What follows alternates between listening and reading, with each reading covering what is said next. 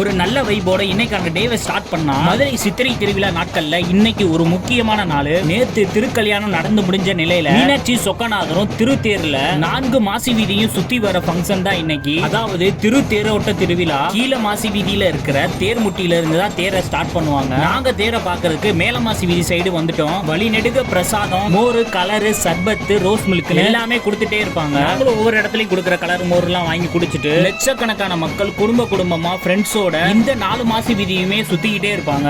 தேர் பக்கத்துல வர வர கூட்டம் இன்னும் அதிகமாயிட்டே தான் இருக்கும். தேர் பக்கத்துல வந்ததுக்கான அறிகுறியா சித்தர்கள், சிவனடியார்கள்னு தேருக்கு முன்னாடி இவங்க எல்லாம் வருவாங்க. ஒவ்வொரு ஆளும் ஒவ்வொரு விதமா இருப்பாங்க. நல்லா கொட்டடிச்சிட்டு ஆரவாரத்தோட நடமாடிக்கிட்டே வருவாங்க.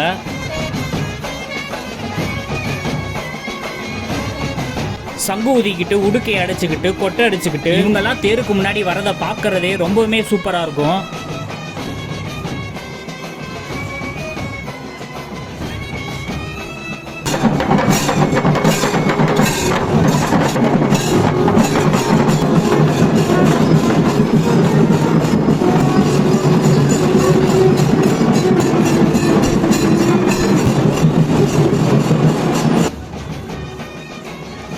ஃபைனலா தேர் நம்மளை நோக்கி வந்துருச்சு. தேர் வர்றதுக்கு முன்னாடி காவல்துறையினர் தேர் வர்றதுக்கு இடையூறு இல்லாத வகையில மக்கள் கூட்டத்தை ஒழுங்குபடுத்திக்கிட்டே வருவாங்க. முன்னாடி வர இந்த தேர் தான் பெரிய தேர். இதுலதான் மீனாட்சி சொக்கநாதர் இருப்பாங்க. இந்த பிரம்மாண்டமான தேர் நம்ம பக்கத்துல வர வர பயங்கரமா இருக்கும். இந்த பிரம்மாண்டமான தேர் நம்மளை கடந்து போகும்போது ஒரு நல்ல பாசிட்டிவ் எனர்ஜியா இருக்கும். லாஸ்ட் இயர்ல எடுத்த தேர் வீடியோலயே நான் சொல்லியிருப்பேன். அதைத்தான் இப்பயும் சொல்றேன். ஒரு 7-8 வருஷத்துக்கு முன்னாடி நாங்களும் தேர் இழுக்க போயிருக்கோம். இப்பதான் ஒரு சில வருஷங்களா போறதில்ல. முதல் தேரை கடந்த பின்னாடி இரண்டாம் தேர் பின்னாடி வந்துகிட்டே இருக்கும். இந்த இரண்டாம் தேர் முதல் தேரோட கொஞ்சம் சின்னது. இந்த தேர்ல மீனாட்சி அம்மன் மட்டும்தான் இருப்பாங்க.